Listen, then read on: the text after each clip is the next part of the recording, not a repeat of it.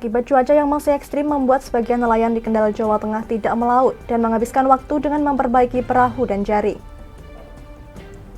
Kepala SMP Negeri 1 Bumi Ayu diperiksa unit Tipikor Polres Brebes setelah diduga memungut iuran sekolah kepada para orang tua siswa.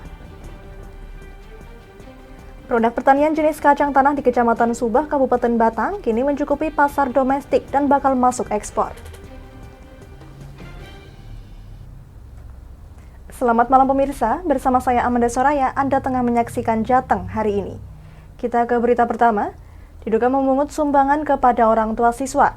Kepala SMP Negeri 1 Bumi Ayu Kabupaten Brebes, Ina Purnamasari, dipanggil oleh pihak polisi. Ina datang bersama tim kuasa hukumnya ke unit Tipikor Satreskrim Polres Brebes pada Kamis siang.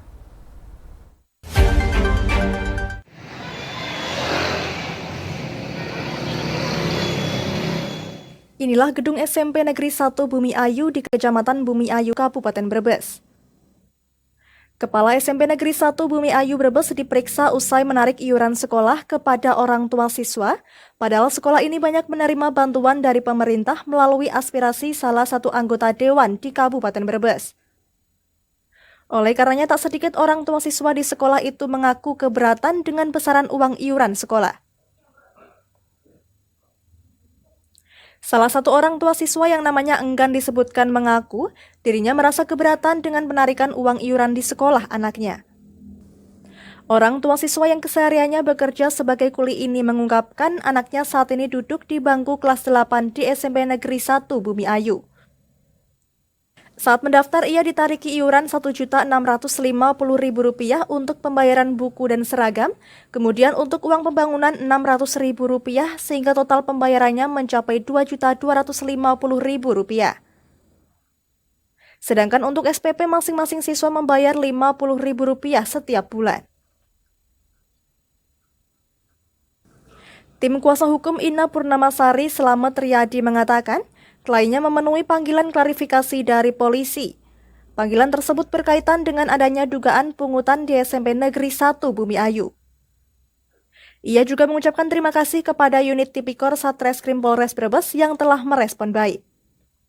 Siang hari ini adalah panggilan klarifikasi tentang dugaan pungutan yang ada di SMP 1 Bumi Ayu. Alhamdulillah kami juga terima kasih kepada para penyidik Tipikor Polres Brebes yang begitu sangat respon baik sekali, sehingga kami juga merasa nyaman ya dalam memberikan klarifikasi itu. Sutopo Hadiningrat yang juga kuasa hukum Ina Purnamasari menambahkan, dalam agenda klarifikasi tersebut Ina Purnamasari dicecar 21 pertanyaan oleh penyidik Tipikor. Materi pertanyaan hanya seputar dugaan pungutan di SMP Negeri 1 Bumi Ayu. Dalam klarifikasi itu, Ina Purnamasari juga menunjukkan alat bukti yang diminta oleh tim penyidik. Dan alhamdulillah klien saya bisa menjawab semua dan juga bisa menunjukkan semua alat bukti. Jadi panggilan yang ini hanya masalah klarifikasi. Klarifikasi materinya masalah itu pungutan, masalah pungutan yang di SMP 1 Negeri Bumi Ayu. Selanjutnya nanti seperti apa? Selanjutnya seperti apa? Ya nanti kita lihat dari proses penyidikan. Sementara dari penyidik Tipikor Satreskrim Polres Brebes belum bisa memberikan keterangan mengenai undangan klarifikasi tersebut. Dari Brebes, Gus Fadilah, Lingkar TV, melaporkan.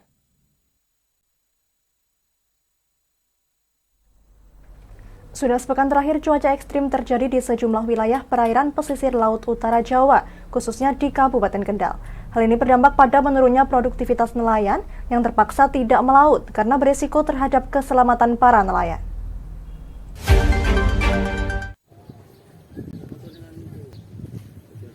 Sebagian besar nelayan di Kelurahan Bandengan, Kendal, Jawa Tengah terpaksa tidak melaut karena cuaca masih cukup ekstrim. Hari-hari ketika tidak melaut, sebagian nelayan memanfaatkan waktunya untuk membenahi perahu atau memperbaiki jaring dan peralatan untuk melaut. Seorang nelayan Bandengan, Najib, mengatakan kondisi ombak memang relatif normal, namun saat ini sering terjadi hujan dan angin kencang. Oleh karena itu, sebagian besar nelayan memilih untuk tidak melaut karena cukup beresiko dengan keselamatan nelayan. Laut gimana Mas? Banyak yang melaut atau banyak yang libur? Banyak yang libur, Pak. Itu kenapa itu? Itu karena cuaca itu lagi-lagi sepi. Kalau kondisi ombak ataupun angin di laut saat ini gimana? Cuma angin aja yang kencang, Pak. Kalau ombak nggak seberapa. Tapi Cuma Pak, angin dengan cuacanya itu hujan terus. udah berapa lama itu Sudah kira-kira? 1 bulanan. Selain itu, kondisi ikan di laut masih kurang bersahabat dengan nelayan. Untuk saat ini sedang musim udang, sedangkan untuk tangkapan ikan relatif sedikit. Saat ini hanya kapal besar yang berani ke tengah laut, sedangkan bagi nelayan yang menggunakan kapal kecil memilih hanya berlayar di pinggir, sehingga ketika ombak mulai besar, para nelayan bisa segera pulang. Dari Kendal, Muhammad Arya, Lingkar TV, melaporkan. Jangan kemana-mana pemirsa, kami akan kembali usai jeda pariwara. Tetap bersama kami.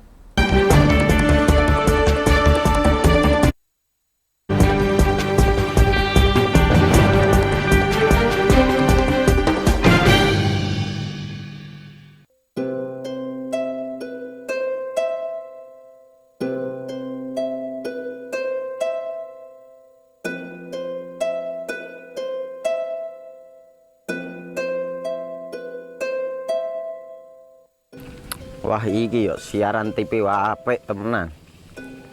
Filme cocok karo suasanane. Elah. Lah bro ngene iki awan-awan kok. Iki lho nonton TV, Kang. Wah, kenal nedan kowe wong genang delok HP kok delok TV piye? Wah kurang update kowe iki, Kang. Lho maksudnya piye kok ngarane aku update itu? Iki lho delokn, aku nonton TV tenan. Apa kira nonton HP? Wong delok HP ngono kenal nedan apa iki. Iki lho delok siarane. Lho, kok iso ya? Yo TV apa? Jenenge Lingkar TV, Kang. Saiki erane TV kok ngene iki. Kok Lingkar TV nek diae awak dhewe panggone iso nonton TV lewat HP. Kok ngene iki. Ana film-film ngene iku ya? Iya, filme apik-apik kaya ngene iki.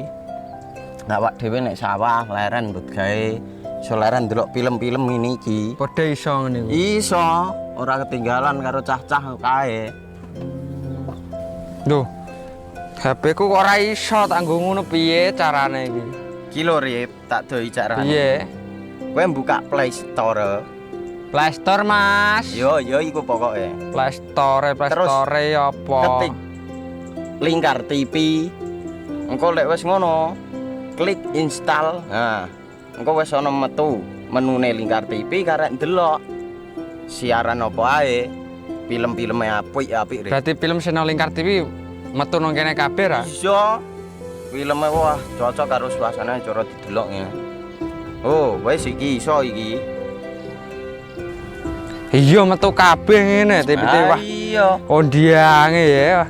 Makane Lingkar TV ku filme apik-apik kabeh.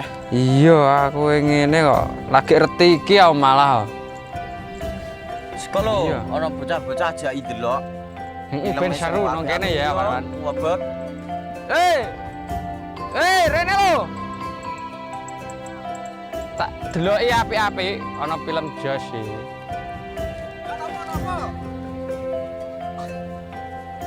Rene go Rene.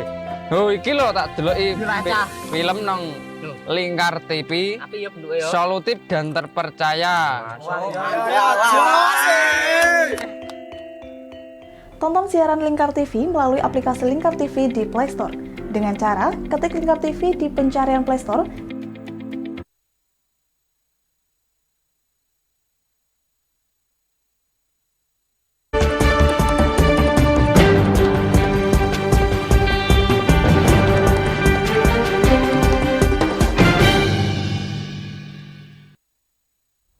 Masih bersama Jateng hari ini pemirsa, Gubernur Jawa Tengah Ganjar Pranowo meninjau lokasi pasca banjir melanda Kota Semarang.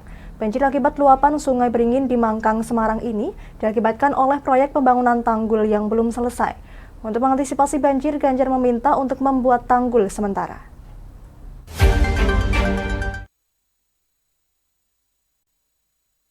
Pasca banjir di 2 daerah di Kota Semarang, pemerintah melakukan penanganan darurat. Pembangunan tanggul di daerah aliran Sungai Beringin di Kelurahan Mangkang Wetan terus dikebut pengerjaannya lantaran luapan das Beringin ini membuat ratusan rumah warga terdampak banjir. Untuk mengetahui kondisi, Gubernur Jawa Tengah Ganjar Pranowo meninjau lokasi pasca banjir. Setelah berkoordinasi dengan pelaksana proyek dan Balai Besar Wilayah Sungai atau BBWS Pemali Juwana, Ganjar meminta untuk pembuatan tanggul sementara sebagai antisipasi banjir. Iya, jadi kemarin ada 2 titik banjir. Satu di Mangkang ini. Mangkang toh daerah? Sing jenenge ngendi Mas? Di Ngalia. Tadi saya diskusi dulu sama BBWS, sama sumber daya air kita.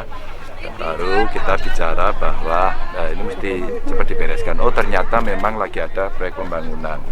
Jadi sebenarnya tidak tanggul jebol, tapi memang belum tuntas. Nah, ini ada 1 pintu yang dipakai untuk keluar masuk peralatan. Nah, pada saat terjadi curah hujan tinggi, ya tentu pintu yang baru ditutup tanah itu limpas begitu ya. Terus kemudian tergerus, ya terjadi banjir seperti ini. Tapi kemarin ada analis yang mengatakan gara-gara dibangun ini maka yang di Ngalian banjir. Ternyata 2 hal yang berbeda. Yang di Ngalian karena apa itu? Juga ini tanggulnya jebol juga. Iya. Jadi sebenarnya urusannya sendiri-sendiri. Maka ini saya cek sendiri di sini, nanti yang di Ngalian akan coba kita cek. Tapi tim dari gerak cepatnya tadi Pemkot Semarang udah turun. Ini dari BPBD turun, BBWS semua udah turun, dari tim turun. Nah, nanti saya minta karena curah hujannya masih akan tinggi, maka jalur untuk keluar masuknya juga mesti berbentuk tanggul. Lokasi pemukiman padat penduduk yang berada di pesisir Kota Semarang ini sangat rawan dan menjadi langganan banjir karena dilewati sungai besar. Pemerintah Provinsi Jawa Tengah akan secepatnya menyelesaikan proyek tanggul daerah aliran Sungai Beringin. Setelah meninjau proyek, Ganjar juga memberikan bantuan kepada warga terdampak banjir berupa sembako, pakaian, dan perlengkapan bayi. Selain itu, pemerintah akan memberikan bantuan modal usaha untuk warga agar dapat bangkit pasca diterjang banjir. Dari Semarang, Henufan, Lingkar TV, melaporkan. Di tengah sulitnya pupuk urea dan semakin mahalnya biaya bertani yang tak seimbang dengan pendapatan, para petani hortikultura di Kabupaten Batang, Jawa Tengah mendapat angin segar. Pasalnya produk pertanian jenis kacang tanah di Kecamatan Subah kini mempunyai pasar yang jelas, yakni mencukupi pasar domestik dan bakal masuk ekspor. LTU-nya, bagaimana yang ada KITB-nya, ini yang sangat luar biasa. Kondisi lahan subur dan luas serta melimpahnya air sangat mendukung dunia pertanian di Kabupaten Batang, hingga menghasilkan produk berkualitas meski biaya produksi yang tinggi dan sulitnya mendapatkan pupuk urea sempat menghantui. Anggota Dewan Perwakilan Rakyat Daerah Komisi A dari PDI Perjuangan M. Zainuddin memberikan perhatiannya dalam membangkitkan semangat pahlawan pangan untuk selalu bertani, dikarenakan peluang pasar kian luas dan memberikan kepastian pendapatan secara optimal dan sustainable. Muhammad Zainuddin mengungkapkan sebagai wakil rakyat sangat miris melihat dunia pertanian yang saat ini disokong anggaran dari Kementerian Pertanian Republik Indonesia dalam jumlah besar, namun belum begitu signifikan manfaatnya dirasakan oleh para petani di lapangan, khususnya biaya produksi tidak seimbang dengan hasil yang didapat. Supaya mendapatkan kejelasan pasar, pemerintah menggandeng eksportir lokal untuk melakukan pendampingan dan dukungan produksi kacang tanah yang berkualitas untuk memenuhi pasar internasional di berbagai negara Asia, Amerika, dan Eropa yang membutuhkan jutaan ton tiap harinya. Hadir, kemudian bisa mengajak para petani dan sekaligus kami juga mengajak eksportir kacang bagaimana caranya agar supaya petani itu bisa meningkat penghasilannya. Yang pertama artinya kita sudah mempertemukan dari hulu sampai hilir. Artinya bukan berarti hanya program saja yang ada di pemerintah seperti yang biasanya, tapi kami juga menghadirkan Pak Chandra selaku eksportir yang nanti akan menerima hasil dari tani itu. Itu sebagai upaya yang saya lakukan sebagai anggota DPRD untuk bagaimana cara memperhatikan dan memberdayakan petani kita. Terkait kendala akses pertanian yang akses jalan itu memang artinya itu sudah menjadi prioritas kami dan pertanian, bagaimana caranya agar supaya nanti, karena akses jalan memang merupakan salah satu kendala yang untuk juga itu akan pertimbangan harga, sehingga pada saat jalannya itu tidak baik sehingga harga itu akan berpengaruh. Sehingga harapan saya nanti apa yang menjadi kendala di lapangan seperti misalkan ada jalan yang kurang baik akan kita perbaiki sehingga nanti akan supaya harapannya harga petani itu bisa meningkat karena fasilitas jalan sudah kita perbaiki. Salah seorang petani, Suprapto, mengatakan, saat ini kendala utama petani di Batang yakni pupuk yang semakin mahal dan langka, juga masalah penjualan hasil pertanian yang tidak stabil dan cenderung menurun. Terlebih kondisi jalan akses menuju ke area lahan yang sulit, hingga berimplikasi terhadap meningkatnya biaya produksi. Dengan adanya pasar yang jelas dan dilakukan pendampingan, semakin menambah semangat dalam bertani jenis kacang tanah. Terus pupuk apa? Pupuknya pupuk kimia itu dengan Urea itu. Iya, urea dan lain sebagainya. Karena dengan adanya kartu tani itu sehingga malah justru petani itu agak sulit untuk mengadakan itu. Bukan berarti ini menjelekkan siapa, kenyataannya semacam itu.